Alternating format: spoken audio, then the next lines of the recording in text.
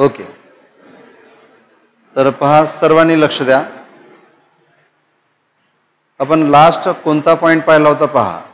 एक bar magnet आपण uniform magnetic फील्डमध्ये सस्पेंड केला होता. ऐका बरोबर, लक्ष माझ्याकडे पूर्ण. हॅलो, माझ्याकडे लक्ष पाहिजे पूर्ण. एक बार मॅग्नेट आपण युनिफॉर्म मॅग्नेटिक फील्डमध्ये सस्पेंड केला होता आणि त्या बार मॅग्नेट तो that magnet rest in the direction of field.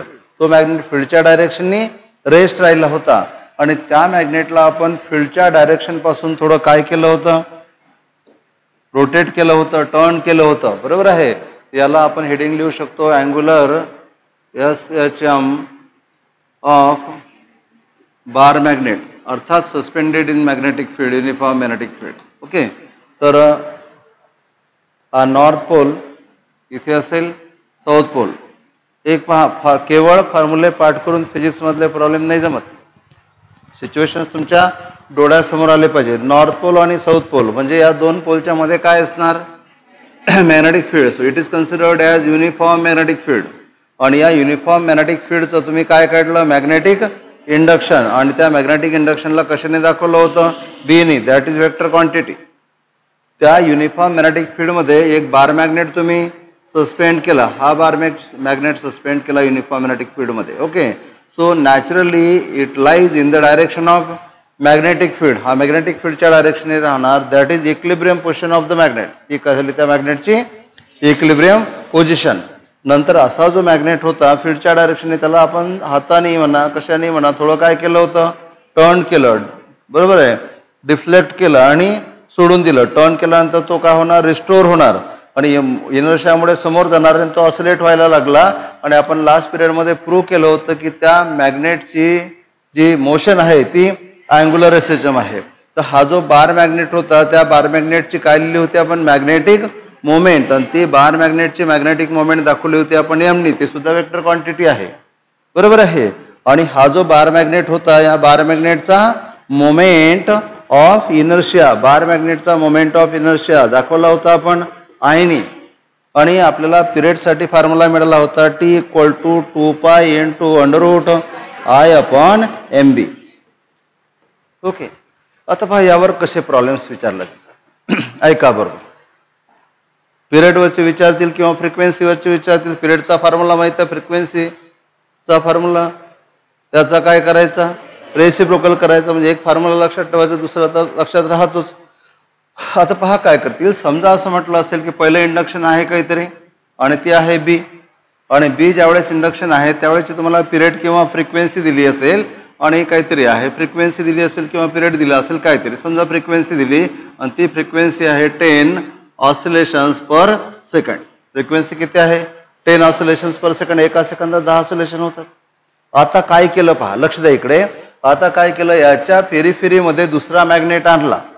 तो दुसरा मॅग्नेट आणल्यामुळे तो मॅग्नेट काय करेल, त्याचं फील्ड याच्या डायरेक्शननी असेल किंवा याच्या अपोजिट डायरेक्शननी असेल. त्याला म्हणून आपण इन्फ्लुएन्सिंग मॅग्नेट. काय, इन्फ्लुएन्सिंग मॅग्नेट किंवा इन्फ्लुएन्सिंग मॅग्नेटिक इंडक्शन. इन्फ्लुएन्सिंग म्हणजे याला इन्फ्लुएन्स करणार, याला वाढवणार किंवा घटवणार. जनरली वाढवणार किंवा घटवणार. तिसरी जी केस पाहिली होती परपेंडिक्युलर, त्यावरचे प्रॉब्लेम्स नाही आहेत. ओके, तर वाढवणार किंवा घटवणार. काय झालं की दुसरं ज्यावेळेस तुम्ही इन्फ्लुएन्सिंग मॅग्नेटिक इंडक्शन आणलं, इन्फ्लुएन्सिंग वर्ड समजत आहेत, इन्फ्लुएन्सिंग इंडक्शन म्हणजे हे तर इंडक्शन होतच ना, बी होताच ना, हा जो बोर्डवर दाखवला. दुसरा मॅग्नेट आणला किंवा दुसरं काहीतरी सिच्युएशन तयार केली. लक्ष द्या इकडे, माझ्या डोळ्यात डोळे पाहून. ठीक आहे, ते असं खाली डोकं घालून नका बसू, घुसायच्या खुर्चीच्या खाली. तर मग काय तर त्याचं लक्ष खालीच बिलकुल. इथे मीच येऊन मोंडी दाबतो तुझ्या खुर्चीच्या खाली. तर कायच करायचं. तर इन्फ्लुएन्सिंग इंडक्शन हे समजून राहिलं का तुम्हाला. इन्फ्लुएन्सिंग इंडक्शन म्हणजे बाहेरचं इंडक्शन आलं आणि त्यांनी अगोदरचं जे इंडक्शन होतं त्याला अफेक्ट केलं, वाढवलं असेल किंवा कमी केलं असेल. तर इन्फ्लुएन्सिंग इंडक्शनमुळे फ्रिक्वेन्सी समजा झाली, ही झाली असेल 20 ऑसिलेशन्स पर मिनिट. ओके, आणि तुम्हाला विचारतील इन्फ्लुएन्सिंग इंडक्शन सांगा. काय, influencing induction in terms of original induction. Original induction किती होतं, बी. इन्फ्लुएन्सिंग किती आहे, 2b आहे, 3b आहे, b/2 आहे, b/4 आहे, असे ऑप्शन असतील. समजलं का. त्यामुळे तुम्हाला काय करावं लागेल, B2 बरोबर काय असणार, B प्लस एक्स करायचं. आता तुम्ही म्हणाल की प्लस कशावरून, आता बघा हा जर एक्स अपोजिट असेल तर स्वतःच मायनस येणार. एक्स म्हणजे काय, ऍड होणारं इंडक्शन. मग ते जर प्लस असेल तर ऑटोमॅटिकली इथे प्लस येणार. पण ते जर इंडक्शन या इंडक्शनच्या ऑपोजिट असेल तर इटसेल्फच मायनस येणार. आणि तुम्हाला इन्फ्लुएन्सिंग इंडक्शन काढायचं आहे, तुम्हाला काढायचं आहे एक्स इन टर्म्स ऑफ बी. माझं बोलणं समजून राहिलं बघा, डिस्कशन समजलं पाहिजे तुम्हाला. सायंटिफिक थोड्या टर्म्स मध्ये डिस्कशन आहे. हा मॅग्नेट सस्पेंड केलेला आहे. पहिल्यांदा फ्रिक्वेन्सी किती आहे, 10 ऑसिलेशन पर मिनिट असेल, ऑसिलेशन पर सेकंड असेल, व्हॉट रेट मी असू द्या, बरोबर आहे. नंतर काय झालं, इन्फ्लुएन्सिंग इंडक्शन आलं, कुठल्या तरी दुसऱ्या सोर्सनी काय केलं, इंडक्शनला इन्फ्लुएन्स केलं, बरोबर आहे. वाढवलं असेल किंवा कमी केलं असेल ते काही दिलेलं नाही. Now the frequency becomes 20 oscillation per second. म्हणजे 20च असली पाहिजे का, वाढेल किंवा कमी होईल. पहिला पिरियड दिला असेल, दुसरा पिरियड किंवा फ्रिक्वेन्सी दिली असेल, पहिली दिली असेल, दुसरी दिली असेल, वाढवली असेल किंवा कमी झाली असेल, तुम्हाला म्हणतील इन्फ्लुएन्सिंग इंडक्शन काढा. इन्फ्लुएन्सिंग म्हणजे जे या बी मध्ये ऍड झालं किंवा बी मधून सबस्ट्रॅक्ट झालं. तर म्हणून नेक्स्ट इंडक्शन आपण काय घेतलं, B2 equal to B plus x, आणि तुम्हाला एक्स काढायचा आहे. ओके, आता हे तर प्रॉब्लेम एकदम सिंपल वेनी सोडवला जाऊ शकते, पण मॅथमॅटिकल मेथडही असते. पहिले मी सिंपल वेनी सांगतो, पहा तुम्ही इथे लक्षात घ्या. पण मला असं वाटतं की डबल केलं तर तसं सोडावं लागेल आपल्याला. तर आपण घेतलं याला एक्सने दाखवलं, तर आपण काय करू बघा, इथे लक्ष द्या, याचा रेसिप्रोकल करू आपण. फ्रिक्वेन्सी पाहिजे तर फ्रिक्वेन्सीचा फॉर्म्युला काय झाला, 1/2 pi into under root I upon MB आहे. तर इथे काय करणार, MB अपॉन I. आता मला सांगा, इकडे पहा, मला सांगा इथे M बदलतो का नाही बदलत. It is a property of magnet, बरोबर. I बदलतं का, it is a moment of inertia of the magnet. पण बदललं काय, इंडक्शन. मग मला सांगा इटा डायरेक्टली प्रोपोर्शनल टू रूट बी. मला सांगा इथे इटा काय झाला, डबल. इटा डबल झाला. कृष्णा तू सांगा आता, इटा डबल झाला म्हणजे बी किती पट झाला असेल. यस कृष्णा गावंडे, इटा डबल झाला म्हणजे बी किती पट झाला असेल. किती सिंपल आहे यार, रूट मध्ये आहे ना. हा, रूट मध्ये किती नंबर घेतला तर डबल होणार, 4.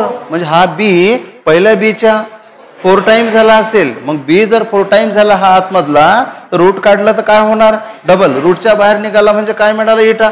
याचा अर्थ क्लिअर समजते, इटा जर डबल झाला तर बी 4 टाइम्स झाला. म्हणजे पहिला जो बी होता त्याच्या 4 टाइम्स, म्हणजे किती पटीने वाढला.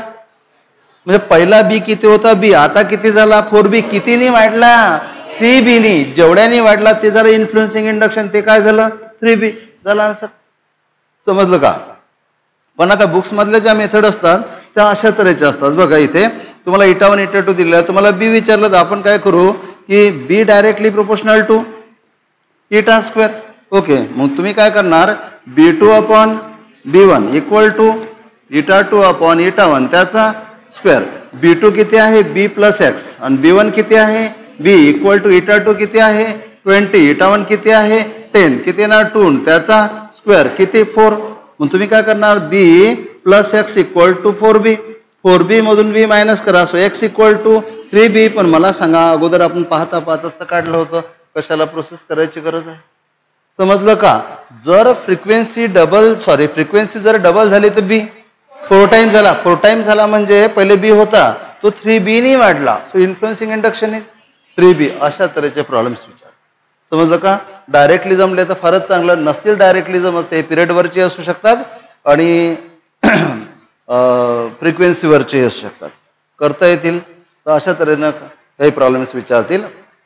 आणखी पहा, काही प्रॉब्लेमना त्या मॅग्नेटला बदलून विचारतात. हे तर झालं फील्ड बदललं, बरोबर. इथे वाढूही शकते, कमी होऊ शकते. आणखी एक लक्षात घ्यायचं, तर पिरियडचा फॉर्म्युला किती आहे, T equal 2 pi into under root I upon MB. तर प्रॉब्लेम मध्ये काय म्हटलं असेल की पहिला पिरियड काहीतरी दिला असेल, लक्ष द्या, आणि दुसरा पिरियड कमी झाला. मला सांगा, पिरियड कमी झाला याचा अर्थ बी वाढला, म्हणजे पिरियड वाढला याचा अर्थ बी कमी झाला. म्हणजे तुम्हाला जर बी वरच वर्क करायचं असेल तर पिरियड वाढला म्हणजे बी कमी झाला. म्हणजे पहिला जेवढा असेल त्यापेक्षा कमी जर एकच ऑप्शन असेल तर ते करेक्ट, बरोबर आहे. असेही प्रॉब्लेम विचारतील. पण आता काय करतात माहिती आहे का, त्या मॅग्नेटला बदलवतात.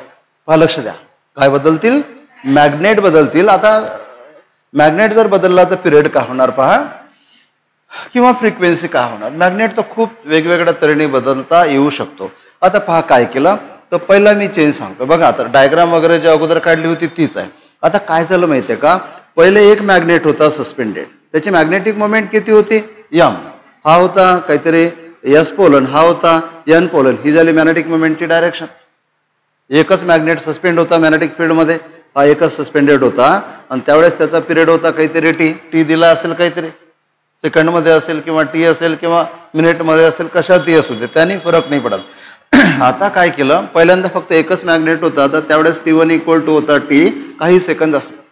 आता काय केलं पहा, त्या एका मॅग्नेटची मॅग्नेटिक मोमेंट होती m1, त्यावर दुसरा आयडेंटिकल मॅग्नेट अटॅच केला विथ लाईक पोल्स टुगेदर. दोन लाईक पोल्स काय केले, एकत्र जोडले, म्हणजे दोन मॅग्नेट जोडले. जिथे एक होता ना तिथे सारखे दोन मॅग्नेट, म्हणजे पहिला हा एक होता, आता तिथे सारखे बिलकुल सारखे दोन मॅग्नेट ठेवले, एकाच्या जागी दोन, NS, आणि that is suspended in uniform magnetic field. Identical, अगदी identical with respect to magnetic moment, identical with respect to everything, identical with respect to shape size with mass. बरोबर आहे. एका मॅग्नेटच्या जागी दोन मॅग्नेट अटॅच केले विथ लाईक पोल्स टुगेदर. तुम्हाला म्हणतील की नवीन पिरियड सांगा किती असेल. पहा काय करावं लागेल, तुमच्यासाठी नवीन आहे. पहा लक्ष द्या की पहिल्या मॅग्नेटची मॅग्नेटिक मोमेंट होती m, so m1 equal to m. दुसऱ्या मॅग्नेटची magnetic moment m. Magnetic moment vector quantity आहे. पहिल्या मॅग्नेटची जेवढी मॅग्नेटिक मोमेंट आहे ज्या डायरेक्शनने, दुसऱ्या मॅग्नेटचीही त्याच डायरेक्शनने आहे. याचा अर्थ इथे पहिला m आणि दुसरा m एकाच डायरेक्शनने, त्यामुळे इथे m2 बरोबर काय होणार, m प्लस m म्हणजेच किती, ट्वाइस m. डायरेक्टली लिहिलं तरी चालते, समजलं का. आणि म्हणून m बदलला. आता बघा काही जण घाई करतील, मग m काय झाला, ट्वाइस m झाला, तर पिरियड बिकम्स 1/√2. चुकलं. पहा इथे I चा पण रोल आहे ना, आणि I काय असतो बघा इथे, कुठे लिहायचं आता, मी इकडे लिहून टाकतो की पहिल्या केस, ही सगळी सिच्युएशन मी इथे लिहितो का. तर पहिल्या सिच्युएशन मध्ये मॅग्नेटिक मोमेंट m1 बरोबर किती होती m, आणि पिरियड किती होता T1 इक्वल टू टी. दुसऱ्या केस, आणि या केसमध्ये I1 बरोबर किती होता I. आता काय झालं, m2 बरोबर दोन मॅग्नेट एकत्र जोडले लाईक पोल्स टुगेदर, त्यांच्या मॅग्नेटिक मोमेंट वेगवेगळ्या असतील तर त्यांची काय कराल, सम. m2 काढताना तुम्हाला काय करावं लागेल, पहिला m आणि दुसरा m. हे जर समजा हा पहिला m असेल 5 आणि दुसरा m असेल 7, त्याला काय करता आलं असतं 12. पण साईजने आयडेंटिकल आहेत एवढं लक्षात ठेवा, बरोबर आहे. आणि म्हणून आपण काय केलं, सर्व तऱ्हेचे आयडेंटिकल आहेत म्हणून मॅग्नेटिक मोमेंट काय केली, ट्वाइस m केली. समजलं का, ट्वाइस m का केलं, कारण दोन मॅग्नेटिक मोमेंटचे होणार vector sum. What about I चा फॉर्म्युला काय असतो, I2 काढायचा, I चा फॉर्म्युला काय असतो, mL²/12. मला सांगा लेंथ बदलली का, पहिला जेवढा होता दुसराही तेवढाच ठेवला, लेंथ बदलली, मास बदललं का नाही. आता नाहीचा प्लस पकडला तुम्ही, अरे एकावर एक दुसरा ठेवला, एक पेन आहे त्याच्यावर दुसरा पेन ठेवला, म्हटलं मास बदललं का नाही, तिसरा ठेवला मास बदललं का नाही. एक ठेवला त्याच्यावर दुसरा ठेवला तर मास काय होणार, बदलेल ना. मास काय झालं, डबल झालं, बरोबर आहे. मास जर डबल झाला तर I सुद्धा डबल होणार ना, I डबल होणार. म्हणून I चा फॉर्म्युला आहे, I चा फॉर्म्युला mL²/12. म्हणून I2 बरोबर L तर नाही बदलला कारण की लेंथवर लेंथ ठेवली, बरोबर आहे. काय बदललं, मास डबल झालं, मास डबल झाल्यामुळे I सुद्धा काय झाला, डबल झाला. कोण सांगेल पिरियड काय होणार, सेम. बघा I पण डबल झाला, m पण डबल झाला, डबल काय झाले, cancel, period remain same, frequency remain. Calculation करायची गरज नाही, समजलं का. आता काय केलं पहा, लक्ष द्या. हा जो दुसरा मॅग्नेट ठेवला, हा पहिला मॅग्नेट, लक्ष द्या, पहिला मॅग्नेट होता त्याची मॅग्नेटिक मोमेंट होती m1 इक्वल टू m, आणि दुसरा मॅग्नेट ना त्यावर ठेवला बिलकुल identical in shape and mass. Shape आणि मास मध्ये आयडेंटिकल आहे. पण त्या दुसरा जो मॅग्नेट ठेवला हा होता n, हा होता s, ही झाली पहिल्या मॅग्नेटची मॅग्नेटिक मोमेंट.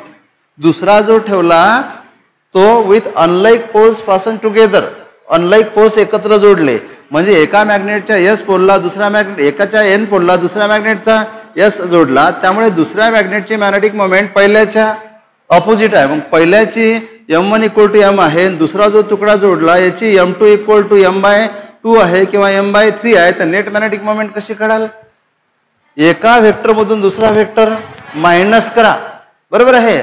आणि म्हणून इथे काय म्हणून आपण मी असं करतो याला समजण्यासाठी, म्हणजे कॅल्क्युलेशन मध्ये तुम्हाला हे होऊन जाईल. तर पहिला जो होता त्याची मॅग्नेटिक मोमेंट होती m dash equal to m. दुसरा जो उलट्या डायरेक्शनने ठेवला m double dash equal to किती घेऊ आपण m/3. समजलं का? मॅग्नेटिक मोमेंट वेक्टर क्वांटिटी आहे. एका डायरेक्शनची जी मॅग्नेटिक मोमेंट आहे दुसऱ्या डायरेक्शनची त्याच्या ऑपोजिट आहे. त्यामुळे पहिले दुसऱ्या केस मधली मॅग्नेटिक मोमेंट काढताना या m मधून तो m/3 मायनस करा. m मायनस m/3 काय मिळेल? Twice m/3. बरोबर आहे. What about I? आय काय होणार? आयडेंटिकल आहे ना. एकावर एक ठेवलं तर आय काय होणार? डबल. आय डबल झाला. मग तुम्हाला करता येईल का आता? आय डबल झाला. मग तुम्ही काय करणार आता? टीचा फॉर्म्युला काय सांगितलं? T directly proportional to I upon M. तुम्हाला काढायचं T2. So T2 upon T1 काय करणार? I2 upon I1 into M1 upon M2. I1 लिहा I2 लिहा टॉईस आहे. M1 लिहा M आणि M2 लिहा ट्वाइस m/3. जे मिळेल ते मिळेल. समजलं का? फायनल कॅल्क्युलेशन करून द्यायची गरज नाही. असंही बदलवता येईल प्रॉब्लेम. समजलं का? तर हे झालं दुसरं प्रॉब्लेम. हे पहिलं प्रॉब्लेम झालं. असंही दुसरं एक प्रॉब्लेम बनवता येऊ शकते ज्यामध्ये दोन मॅग्नेट कसे एकत्र जोडले विथ अनलाईक पोल्स टुगेदर. म्हणून लाईक पोल्स टुगेदर जोडले त्यांच्या मॅग्नेटिक मोमेंटची सम करायची. अनलाईक पोल्स टुगेदर जोडले त्यांच्या मॅग्नेटिक मोमेंटची सबस्ट्रॅक्शन करायची. जास्त मॅग्नेटिक मोमेंट मधून कमीवाली मायनस करायची, ती घ्यायची नेट मॅग्नेटिक मोमेंट. आणखी एखादी तिसरी केस तयार करता येऊ शकते. पहा लक्ष द्या. आता काय केलं? तेच हा एक मॅग्नेट होता. सुरुवातीला एकच मॅग्नेट जोडला होता. पहा ऐका आता बरोबर. सुरुवातीला एकच मॅग्नेट जोडला होता. त्यामुळे याची magnetic moment M1 equal to होती M. बरोबर आहे. आणि याचा I1 इक्वल टू होता I आणि पिरियड T1 इक्वल टू होता T दिला असेल पिरियड किंवा फ्रिक्वेन्सी. आता काय केलं पहा लक्ष द्या. आता काय केलं? दोन मॅग्नेट असे जोडले identical perpendicular to each other. हा असेल एकाचा नॉर्थ पोल, हा असेल दुसऱ्याचा नॉर्थ पोल. कसे जोडतील? वर खाली त्यांनी काही फरक नाही पडणार. आता काय करणार? मॅग्नेटिक मोमेंट काढणार. मॅग्नेटिक मोमेंटची डायरेक्शन काय असते? ही झाली पहिल्या मॅग्नेटिक मोमेंटची डायरेक्शन M. ही झाली दुसऱ्याच्या मॅग्नेटिक मोमेंटची डायरेक्शन M. दोन मॅग्नेटिक मोमेंट एकमेकांना परपेंडिक्युलर आहेत. दोन जर मॅग्नेटिक मोमेंट एकमेकांना परपेंडिक्युलर असतील तर M2 equal to under route मध्ये पहिल्या मॅग्नेटिक मोमेंटचा स्क्वेअर प्लस दुसऱ्या मॅग्नेटिक मोमेंटचा स्क्वेअर. पण असंही करणं थोडंसं हलकेपणाचं लक्षण आहे. तुम्ही सांगा दोन साईड जर सारख्या असतील तर डायगोनल रूट 2 टाइम्स असतो ना. दोन वेक्टर जर सारखे असतील तर रिझल्ट दोन वेक्टर सारख्या आणि एकमेकांना परपेंडिक्युलर हाय ए आणि हाय ए. तर हा डायगोनल काय होणार? रूट 2 टाइम्स आहे. तोच तर वेक्टर असतो. तसंच ही मॅग्नेटिक मोमेंट M आहे.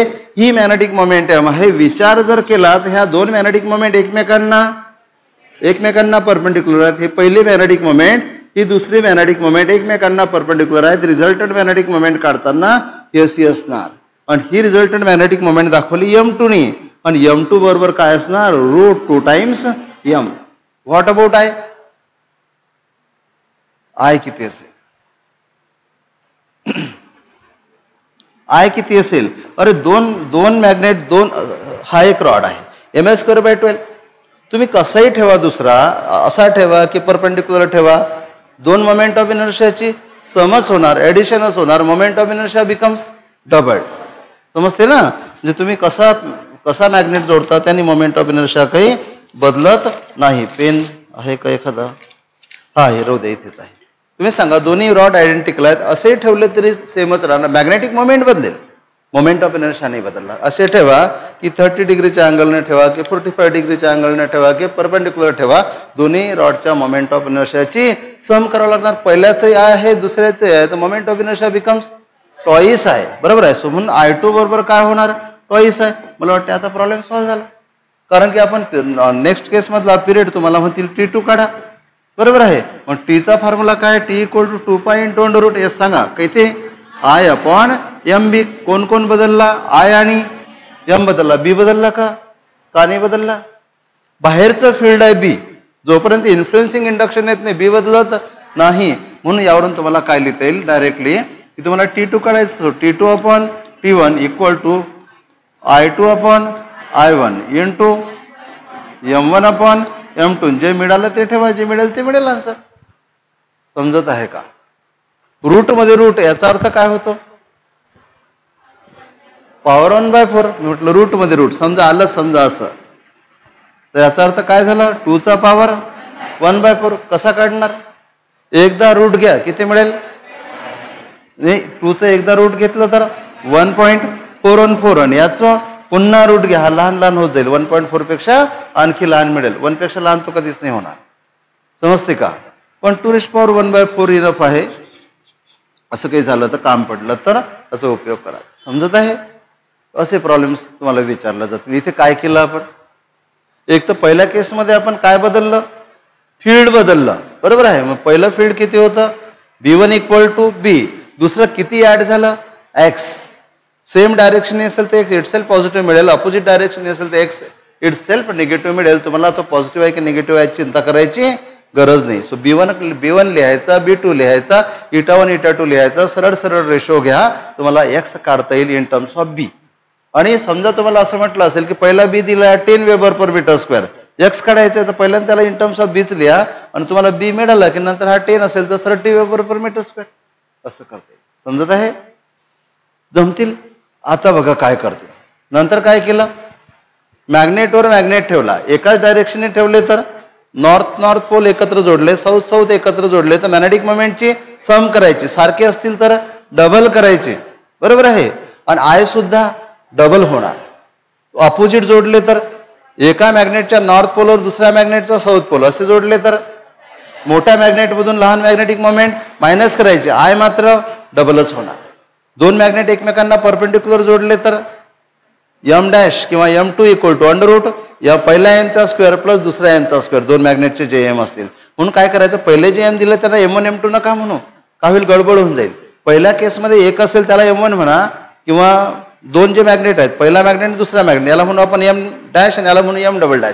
पहिल्या केसमध्ये एकच मॅग्नेट आहे, तो जो काही असेल तो m1 = m'. दुसऱ्या केसमध्ये m' आणि m', तर m2 = मध्ये m'² + m'². कन्फ्युजन होईल. नाही तर काय होते की दोन मॅग्नेट दिले आहेत आता असंही करतील. पहा, लक्ष द्या. तिसरी केस सांगतो तुम्हाला मी. याच केसमध्ये सुरुवातीपासूनच दोन मॅग्नेट आहेत. पहा, लक्ष द्या. सुरुवातीपासूनच दोन मॅग्नेट आहेत असे आहेत. पहिल्याची मॅग्नेटिक मोमेंट आहे n आणि n, s आणि s असे सस्पेंडेड आहेत. पहिल्या मॅग्नेटची मॅग्नेटिक मोमेंट आहे m1, दुसऱ्या मॅग्नेटची मॅग्नेटिक मोमेंट आहे m2. आता बघा काय कराल. तर पहिल्या केसमध्ये नेट मॅग्नेटिक मोमेंट काढताना याला m' म्हणू आपण, बरोबर आहे, किंवा m म्हटलं तरी m' म्हणू. तर काय करणार m1 प्लस m2 दोन एकत्र जोडलेले आहेत. त्यावेळेचा पिरियड आहे t' = काहीतरी दिला आहे, तो आहे t म्हणजे 1 सेकंड, 2 सेकंड, 3 सेकंड. समजलं का. पहिल्यांदाच दोन मॅग्नेट जोडलेले आहेत, पण कसे जोडलेले आहेत, विथ लाईक पोल्स टुगेदर. म्हणून नेट मॅग्नेटिक मोमेंट काढताना दोघांच्या मॅग्नेटिक मोमेंटची सम केली, त्यावेळेचा पिरियड दाखवला t'. नंतर काय केलं, दोन मॅग्नेट एकमेकांच्या अपोजिट करून टाकले, n s आणि दुसरा s n. आता पहिल्याची मॅग्नेटिक मोमेंट m1 आहे, दुसऱ्याची मॅग्नेटिक मोमेंट m2 आहे. आता काय कराल, m' = मोठ्यामधून लहान मायनस करा, जे काही मोठे माहिती असेल तुम्हाला. सो m' मधून m काय केला मायनस, आणि तुम्हाला म्हणतील की t'. सेकंड केस मधला पिरियड काढा. मला सांगा, इथे आय बदलेल का, पहिली दोन मॅग्नेट तसेच होते, नंतरही तसेच आहे. आय बदलणार नाही. आय जर बदलत नसेल तर t = 2π × मध्ये I upon mb, बरोबर आहे. म्हणून रिलेशन काय येणार की t inversely proportional to m. So t' upon t' = काय करणार, m' m'. समजलं का. मुद्दाम डॅश का घ्यावं लागले, पहिल्याच्या मॅग्नेटिक मोमेंटला m1 म्हटलं, दुसऱ्याच्या मॅग्नेटिक मोमेंटला m2 म्हटलं, दोन्ही एकत्र जोडले. मग पहिल्या केसमध्ये m' केला आणि दोघांच्या मॅग्नेटिक मोमेंटची सम, कारण ती एकाच डायरेक्शनने. त्यावेळेचा पिरियड t' केला, जो असेल तो. इथे सेकंद असतील सेकंद घ्यावं लागेल. नंतर मॅग्नेट काय केले, रिव्हर्स केले, बरोबर आहे. रिव्हर्स केले तर असे, बरोबर आहे, असे रिव्हर्स केले. त्यामुळे न्यू मॅग्नेटिक मोमेंट काय होणार, न्यू मॅग्नेटिक मोमेंट काय होणार, इथे काय करावं लागेल, पहिल्यामधून दुसरी मायनस, म्हणजे m1 मायनस m2 किंवा m2 मायनस m1 असं लिहायला पाहिजे होतं. आणि t' विचारलं. समजलं का. ही झाली पहिली नेट मॅग्नेटिक मोमेंट, ही झाली दुसरी नेट मॅग्नेटिक मोमेंट, आणि t आणि t' घ्यायचं, बरोबर आहे. किंवा मग तुम्ही काय करू शकता, हे जे दोन आहेत याला m म्हणायचं आणि याला m' म्हणायचं. सो m1 = मला काय म्हणायचं समजून आलं का? तुम्ही असं पण करू शकता, याला रिप्रेझेंटेशन करताना M1 काढताना पहिल्या मॅग्नेटची मॅग्नेटिक मोमेंट M डॅश, दुसऱ्या मॅग्नेटची magnetic moment M double dash, हा झाला M1. ही सोपं आहे. M1 M2 रिदम जो आहे आपला तो कायम राहणार. त्यावेळेचा पिरियड किती आहे? T1, तो दिलेला आहे जो असेल तो. नंतर मॅग्नेट रिव्हर्स केला तर M2 बरोबर M dash minus M double dash. फक्त इथे जो मोठा असेल त्यामधून लहान मायनस करायचा आणि तुम्हाला काय काढायचं आहे? T2 काढायचं. हे बेस्ट आहे त्याच्यापेक्षा. समजलं का? तिथतरी कन्फ्युजन आहे. म्हणून पहिल्या मॅग्नेटला M डॅश करायचं, दुसऱ्याला M डबल डॅश करायचं, पहिले M1 काढायचं, M2 काढायचं. आता इथे काय म्हणतील माहिती आहे का? कसे जोडले हे काही दिलेलं नसेल. पहिल्यांदा ना मॅग्नेट जे आहेत ना एकमेकांवर ठेवून दिले ते एकमेकांना चिटकले. मग चिटकतील केव्हा? नॉर्थ साऊथ नॉर्थ असं असेल तर चिटकतील. आणि जर असं ठेवायचे असतील तर बांधून ठेवावं लागतील. नॉर्थ एकमेकांना रिपेअर करतात, साऊथ एकमेकांना रिपेअर. पहिल्यांदा म्हटलं असेल असं काहीतरी की ते ठेवलेलेच आहेत ना, काही प्रॉब्लेम नाही. ठेवलेले जर आहेत तर समजायचं की त्यांच्या मॅग्नेटिक मोमेंट एकमेकांच्या अपोजिट आहेत. म्हणून M काढताना सबस्ट्रॅक्शन. दुसऱ्या केसमध्ये ना जबरदस्तीने बांधून ठेवावं लागले, दोऱ्याने बांधावं लागले. तेवढं समजायचं की त्यांच्या मॅग्नेटिक मोमेंट एकमेकांच्या डायरेक्शन आहे. समजलं का? फक्त ना सिम्बॉल्स मध्ये कन्फ्युजन नाही झालं पाहिजे. मला वाटते हे जे प्रेझेंटेशन आहे हे बेस्ट आहे. या केसमध्ये I बदलत नाही. समजलं? आणखी खूप सारे बनवता येतात. आता हे बनवण्यासाठी ना तुम्हाला आणखी काही गोष्टीचं नॉलेज थोडंसं असलं पाहिजे. पाहते काय? लक्ष द्या. आपण मॅग्नेट बदलून राहिलो. मॅग्नेट बदलला तर मॅग्नेटला दोन फॅक्टर आहेत. एक त्याचा I आणि दुसरा मॅग्नेटिक मोमेंट. मॅग्नेटचा जर आपण अभ्यास केला तर मॅग्नेटला दोन टर्म्स आहेत ना. हा मॅग्नेट आहे का? बरोबर, हा मॅग्नेट आहे. केअरफुली ऐका आता मी काय सांगतो. हा मॅग्नेट आहे. या मॅग्नेटची मॅग्नेटिक मोमेंट कशी काढतो तुम्ही? Small m multiplied by twice L. Twice L म्हणजे ही जी लेंथ आहे याला तुम्ही काय म्हटलेलं आहे? Twice L. बरोबर आहे. आणि इथे जे पोल आहेत, हा नॉर्थ पोल आणि हा साऊथ पोल, आणि याची पोल स्ट्रेंथ -m आणि नॉर्थ पोलची पोल स्ट्रेंथ +m, किंवा मग बाहेर काढली तरी चांगली राहील. तर हा साऊथ पोल, हा नॉर्थ पोल, इथे काय करणार? +m, इथे काय करणार? -m. समजलं? ही झाली काय? Magnetic moment. आणि मोमेंट ऑफ इनर्शिया तुम्हाला माहितच आहे. मोमेंट ऑफ इनर्शिया काय असतो? mL² bye 12. mL² bye 12. m काय? मास. ओके. हे m काय? Pole strength. नाही तर मग हे m कॅन्सल करून टाका. हे m मास आहे, हे m पोल स्ट्रेंथ. त्यामुळे याला आपण बाजूला चढू. समजलं का? नाही तर मग आयचा फॉर्म्युला लिहिला m × ट्वाइस एल आणि मोमेंट ऑफ इनर्शियाचा फॉर्म्युला लिहिला mL² बाय 12 आणि m कॅन्सल. पहिला होता मॅग्नेटिक पोल स्ट्रेंथ आणि दुसरा होता मास. तसं आता भाग काय करायचं? लक्ष द्या. आता लक्ष द्या. ही जी पोल स्ट्रेंथ असते, काय पोल स्ट्रेंथ कशाने दाखवली? Small m is directly proportional to area of cross section. Area of cross section of the magnet. Small m कशाला डायरेक्टली प्रोपोर्शनल आहे? Area of cross section. Okay. पहा इकडे लक्ष द्या. समजा हा मॅग्नेट आहे आणि असा मॅग्नेट आहे. हा काय झाला त्याचा? Area of cross section. So pole strength m is directly proportional to area of cross section. समजलं का? आता काय केलं पहा. लक्ष द्या इकडे की हा एक पहिला मॅग्नेट होता. बरोबर आहे का? पहिला मॅग्नेट होता आणि याची मॅग्नेटिक मोमेंट होती m1 = m, कॅपिटल M. आता काय केलं? या मॅग्नेटला कट केलं पॅरलल टू इट्स लेंथ. मॅग्नेटला काय केलं? Cut parallel to its length. पहिले पूर्ण मॅग्नेट सस्पेंड केला मॅग्नेटिक फील्ड मध्ये दोऱ्याच्या साईड. नंतर काय केलं? मॅग्नेट काढला. मॅग्नेटचे दोन तुकडे केले, पण कसे? Parallel to length. बरोबर आहे. त्यातला एक तुकडा नंतर मॅग्नेटिक फील्ड मध्ये ठेवला. हा एकच तुकडा काढला. नंतर हा एक छोटा तुकडा, हा जो तयार झाला तो हा तुकडा, नंतर तो त्या फील्ड मध्ये सस्पेंड केला. तर मग काय बदलेल? I पण बदलेल आणि m पण बदलेल. मला सांगा इथे कॅपिटल M चा फॉर्म्युला काय? Small m × twice L. Twice L बदलला का? पहिले जेवढी लेंथ होती पहिले मोठ्या मॅग्नेटची, तुकड्याची लेंथ सुद्धा तेवढीच आहे. स्मॉल एल नाही बदलला. काय बदललं? Area of cross section. बघा, हा एरिया ऑफ क्रॉस सेक्शन. आता काय झाला असेल? पहिले जेवढा होता त्याच्या हाफ. ओके नाही? अरे एरिया बदलला ना. हा पेन आहे किंवा काहीतरी आहे ऑब्जेक्ट, ते तुम्ही कट केलं असं. इथे जेवढा एरिया होता पहिले तो त्याच्या हाफ होणार. मग एरिया जर हाफ झाला, इथे बघा ना, small m directly proportional to area. Area half झाला तर स्मॉल m हाफ होणार, स्मॉल एम हाफ झाला तर कॅपिटल एम हाफ होणार, हो की नाही. म्हणून नेक्स्ट केस मधला M2 जो आहे M2 काय होणार, M/2. त्याचं कारण इथे लिहिलं आपण की सिन्स, इथं लिहिता येईल तुम्हाला सिन्स काय सांगता येईल तुम्हाला, capital M equal to small M into twice L and small M is directly proportional to area. तर स्मॉल एम हाफ झाला, एरिया हाफ झाला, त्यामुळे स्मॉल एम हाफ झाला. व्हॉट अबाउट आय काय असतो, मास L²/12 असं करतो मी, mL²/12. अर्धा असा कट केला काय होणार, एका तुकड्याचं मास हाफ, मासही काय झालं हाफ झालं, आय पण हा मोमेंट, मॅग्नेटिक मोमेंट ही हाफ झाली, मासही हाफ झालं. पिरियडचा फॉर्म्युला पहा काय असतो, T इक्वल टू 2.1 मध्ये I/mb. Magnetic moment half, I सुद्धा half, half of period remain same. समजलं का. म्हणून पूर्ण मॅग्नेट सस्पेंड केला मॅग्नेटिक फील्ड मध्ये, त्याचा पिरियड दिला होता तो होता 5 सेकंड. मॅग्नेट बाहेर काढला, त्याला कट केलं आणि अर्धा मॅग्नेटिक फील्ड मध्ये सस्पेंड केला, पॅरलल टू लेंथ कट केलं. तुम्हाला म्हणतील नवीन पिरियड सांगा. आता पिरियड जेवढा आहे तेवढाच राहील. कारण समजलं पाहिजे, कारण याला कसं कट केलं, along length. Along length cut केल्यामुळे काय बदलला, एरिया ऑफ क्रॉस सेक्शन.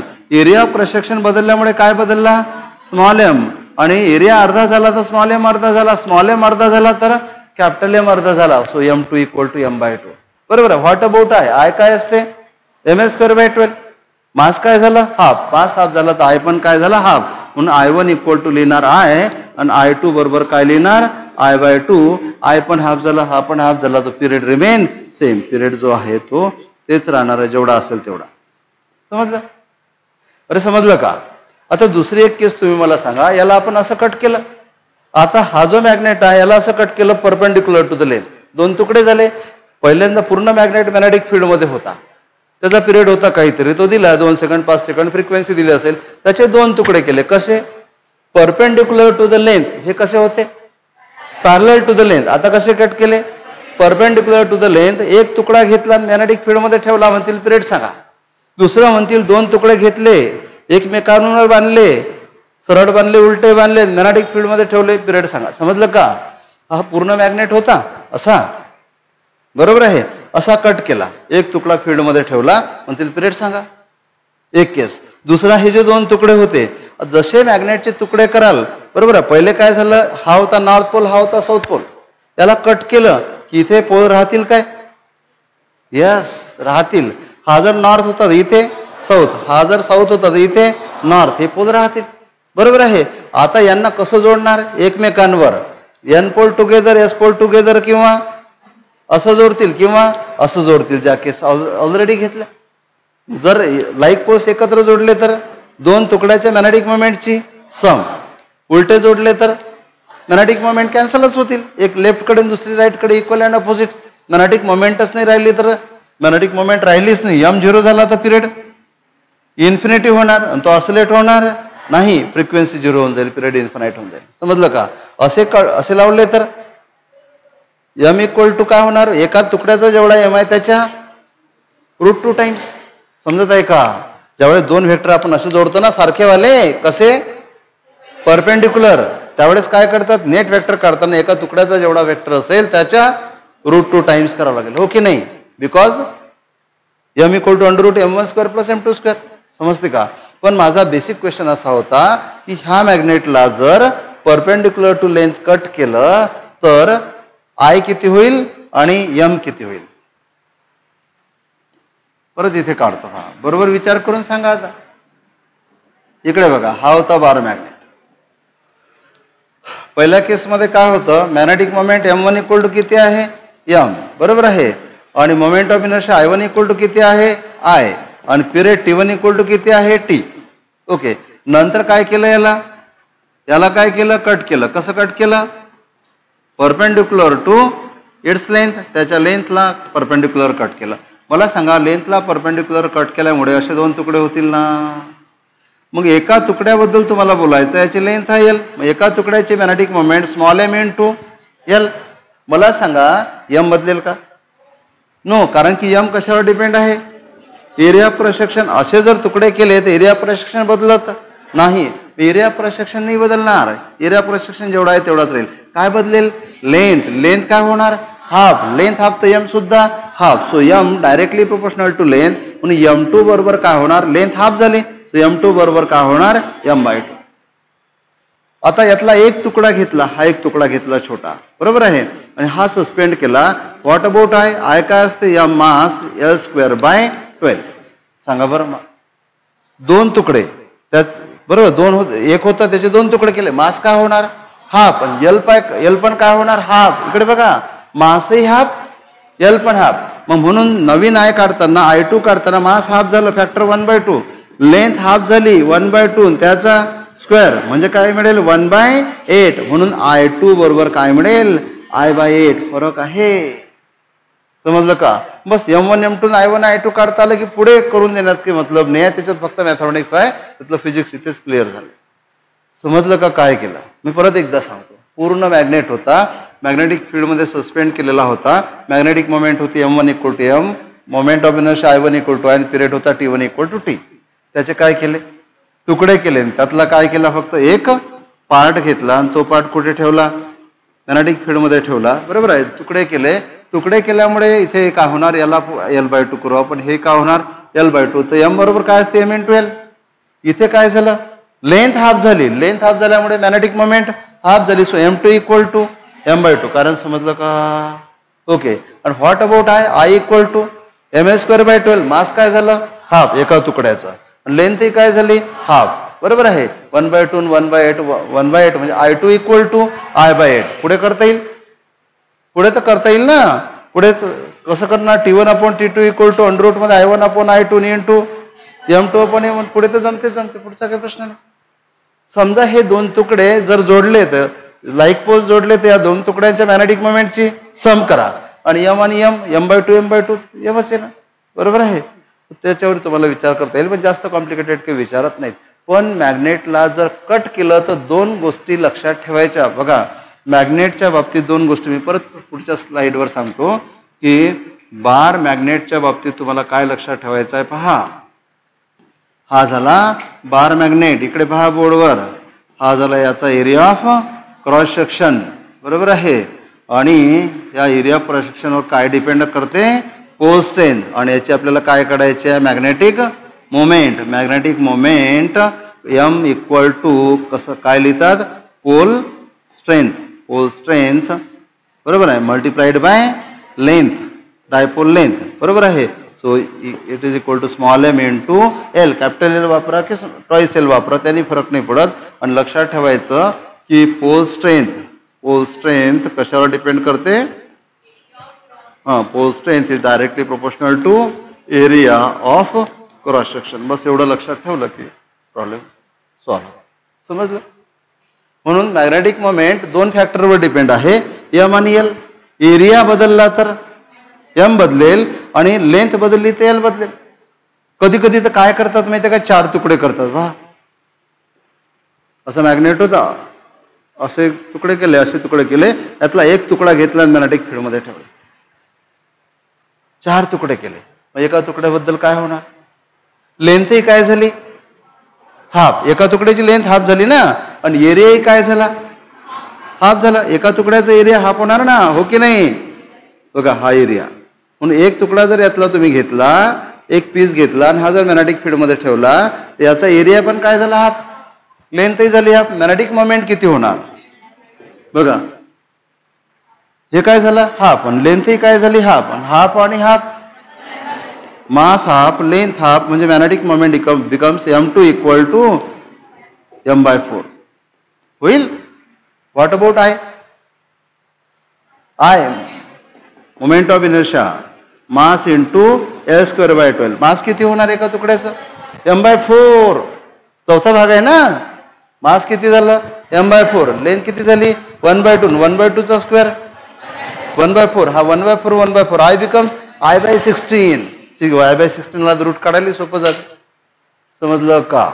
मी तुम्हाला मॅग्नेट बरोबर समजला पाहिजे की मॅग्नेटची magnetic moment small m into L, आणि small m pole strength depend upon area of cross section. बस एवढं समजलं की तुम्हाला कोणताही प्रॉब्लेम बरोबर करता येईल. किती फॉर्म्युले पाठ करा, ठीक आहे. फॉर्म्युले पाठ करून फिजिक्स मधला प्रॉब्लेम सोडवता येत नाही. समजलं का? फॉर्म्युला तर पाठात झाला तुमच्या, T = 2.I/MB. कळलं? आता पहा आणखी काही SHMs आहेत.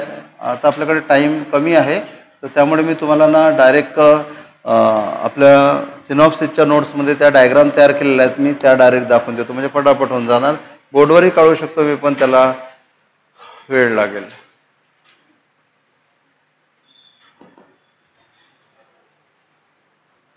हे झाल्यानंतर आपला फक्त एक पार्ट शिल्लक राहणार, तो स्प्रिंग मास अरेंजमेंट.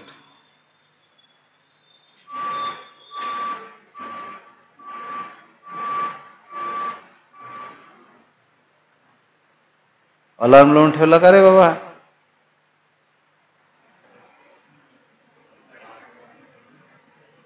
गाडीचा आहे का बाहेरचा?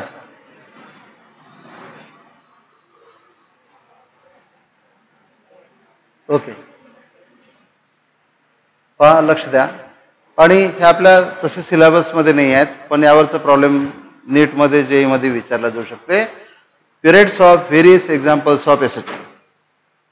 Periods of various examples of SHM. पहा तुम्हाला फक्त मी एकच फॉर्म्युला लक्षात ठेवायला सांगतो, पिरियड ऑफ सिंपल पेंडुलम. काय असतो period of simple pendulum? T = 2π×√L/G. यावरून सगळे काढवा. ओके, आता पहा एक यू ट्यूब आहे, यू आकाराची ट्यूब, त्याच्यामध्ये भरलेलं आहे एखादं लिक्विड मर्क्युरी, आणि एका साईडची हाईट बघायची किती आहे. एका साईडची हाईट जर h असेल इथपर्यंत, हे अशी सरळ कन्सिडर केलेली आहे. एका साईडची h आणि दुसऱ्या साईडची h लेंथ किती झाली? बरोबर आहे, ट्वाइस h ना. हे झाली ट्वाइस h बरोबर किती होणार? L. तर h बरोबर किती लिहिता येणार? L/2. समजते का? मी टोटल ट्यूबची लेंथ दिलेली आहे, टोटल ट्यूबची लेंथ किती आहे? L. म्हणजे ट्वाइस h = L, तर h बरोबर काय लिहिता येणार? L/2. म्हणून काय करायचं? L/G च्या जागी काय करायचं? h/G. h किती घ्यायचा? L/2. समजलं का काय केलं? पूर्ण ट्यूब मधल्या लिक्विड कॉलमची लेंथ किती होती? पूर्ण लेंथ किती होती? L. आपल्याला काय काढायचं आहे? h. मग हा पूर्ण लेंथ जर L आहे, तर एका साईडची लेंथ किती होणार? h = L/2. म्हणून हा T = 2π×√L/G. याच्या जागी काय घ्यायचं? h/G. आणि h किती घ्यायचा? L/2. म्हणून हा फॉर्म्युला मिळाला तुम्हाला, सिन्स h = L/2. करता येईल.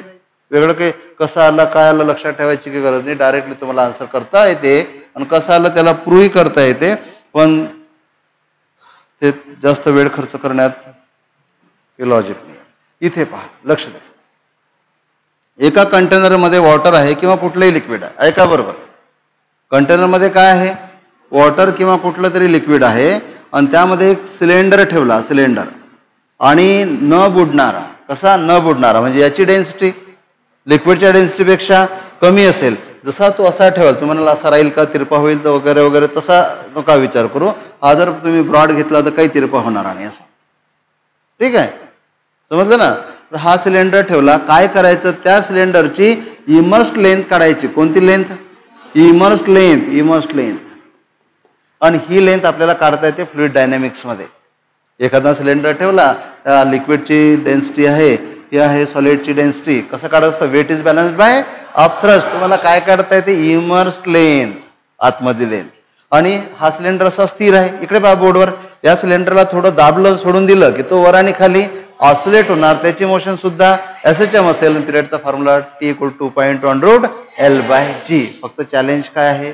इमर्स लेंथ काढा, इमर्स लेंथ. आणि इमर्स लेंथ काढताना weight of the cylinder is balanced by of thrust. Weight of the cylinder mg. मासला लिहायचं व्हॉल्यूम इंटू डेन्सिटी, व्हॉल्यूमला लिहायचं N/L. बरोबर. ऑफ थ्रस्ट मध्ये जे व्हॉल्यूम असते ते हे व्हॉल्यूम घ्यायचं, आतमधलं व्हॉल्यूम, त्यामध्ये येणार इमर्स लेंथ. समजते? तर हे तुम्हाला यावरून सोडवता येईल. चला, हे क्लिअर झालं. त्याच्यानंतर पहा, हे तर फारच सोपं आहे. आता सिंपल पेंडुलमच आहे. पहा, लक्ष द्या. इथं काय केलं? एक बाउल घेतला, त्या बाउलची रेडियस किती आहे? Capital R. त्या बाउलमध्ये एक बॉल ठेवला, बॉलची रेडियस आहे स्मॉल r. ओके. आणि या बॉलला असं वर सरकवलं, सोडून दिलं, हा असा ऑसिलेट होत राहणार. आणि याचा पिरियड आणि सिंपल पेंडुलमचा पिरियड सेम असेल, फक्त लेंथ कोणती घ्यायची? सेंटर पासून तर याच्या सेंटर पर्यंत मला सांगा पूर्ण किती आहे? R, capital R. म्हणून इथून इथपर्यंत काढायचे, त्यामधून हा स्मॉल आर मायनस करावा लागेल. सो एल इक्वल टू काय करणार? Capital R minus small R. पिरियडचा तोच formula T equal to point on root L by G.